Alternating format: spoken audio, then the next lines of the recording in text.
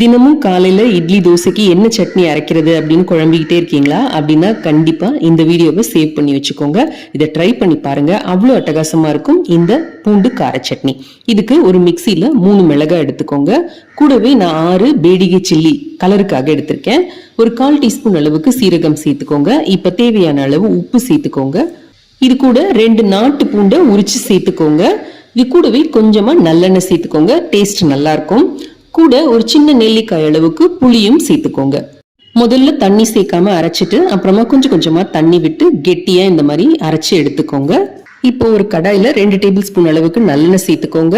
1/2 teaspoon அளவுக்கு கடுகு, 1/4 teaspoon அளவுக்கு உளுத்தம் பருப்பு சேர்த்துக்கோங்க. 4-5 கருவேப்பிலை இலையும் சேர்த்து நம்ம அரைச்சு வச்சிருக்கோம் பாத்தீங்களா, அந்த விழுதியும் சேர்த்து ஒரு 1/2 கப் அளவுக்கு தண்ணி சேர்த்து நல்லா கலந்து இதோட கொதிக்க விடுங்க.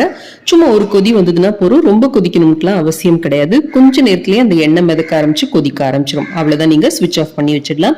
இதுல உங்களுக்கு விருப்பம்னா ஒரு சின்ன துண்டு வெல்லம் கூட சேர்த்துக்கலாம். இது 1 வாரம் வரைக்கும் ஃப்ரிட்ஜ்ல நல்லா இருக்கும். இட்லி, தோசை, கர்ட் ரைஸ் எல்லாத்துக்குமே அம்சமா இருக்கும். அன்பா இதை உங்களுக்கு செஞ்சு கொடுத்தவங்களுக்கு ஒரு நன்றி சொல்லிட்டு என்ஜாய். தேங்க்ஸ் ஃபார் வாட்சிங்.